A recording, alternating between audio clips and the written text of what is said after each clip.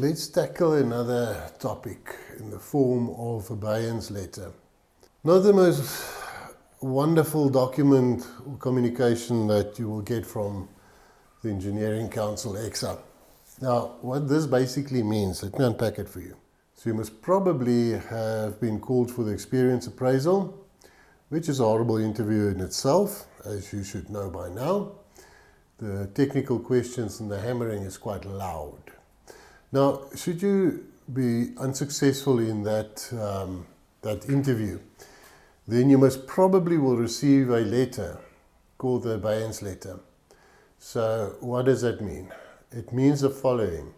You need to take another 12 months to get competent in the outcomes that they felt you didn't meet. So what does it mean? It means you went for the interview, they've asked the questions, and they felt that the specific outcomes, and they will label it in the letter that you receive, you have not met.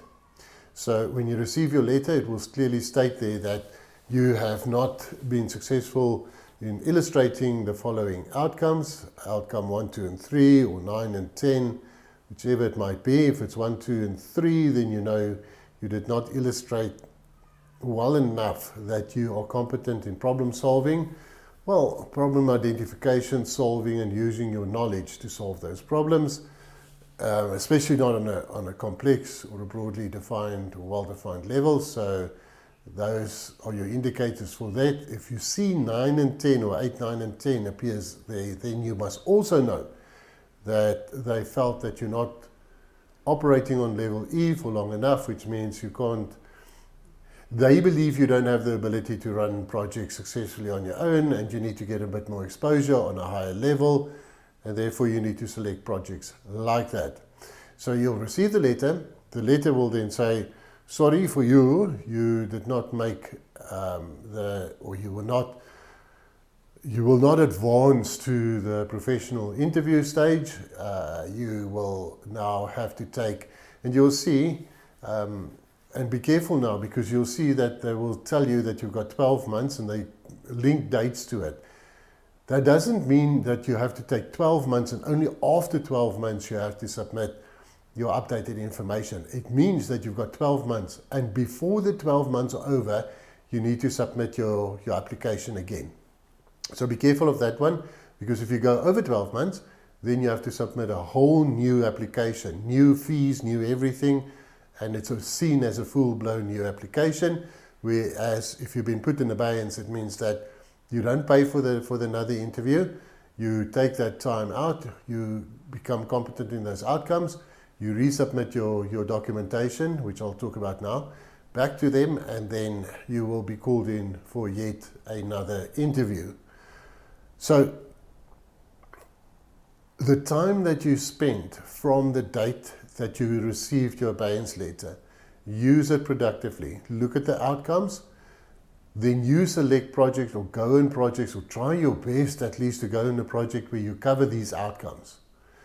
And after you've done that, before the 12 months are over, then you need to submit an updated TER. In other words, you need to create a TER for that period that you were put in abeyance. Then also you need to update your engineering report, and you need to get a new referee report also for that specific period in time. Now be careful here. I've seen candidates that get the abeyance letter 3-4 months later. Oh no, I think I'm going to update everything and send it back to them, and then I forgot to mention all of these things, so I'm going to send it back. Good luck with that. Don't do it. They will say, how can you really, in a couple of months, how could you cover these outcomes that we feel you were not competent in? So you're just going to waste your time and your money and your effort. So don't do that. Take your time, at least 9-10 months, get that experience, document it well, and resubmit. So that's my advice to you. Yeah, we all know it's not a pleasant experience, but that's how it is. So you make the best of it, you do what you have to do, and you resubmit. Now also, look, minimize your chances of failure. So if you've been sent or put in abeyance, then you're more than welcome to take that period of time when you finish and you want to resubmit, send me and my team the documentation plus the Abeyance letter. Then we will compare and see whether you have grown and whether you can now submit, and it will be fine. So we will do our best to help you in that side of things. So our services are available for that. So don't get despondent. These things happen. You need to have some resilience to tackle it and to make sure that you meet those requirements so you can register as a professional. Don't give up when you get that. And also remember, if you're not happy or you've been put in abeyance, you have got the right to ask or refusal for that matter. You've got the opportunity to ask for a consultative interview where you could literally find out from the interviewers what were the issues, why did they feel that you weren't competent, or why did they reject you. So there you go. That's the abeyance side of things. Good luck. You've got my contact details. You're not sure about anything, please give me a shout. Thanks once again.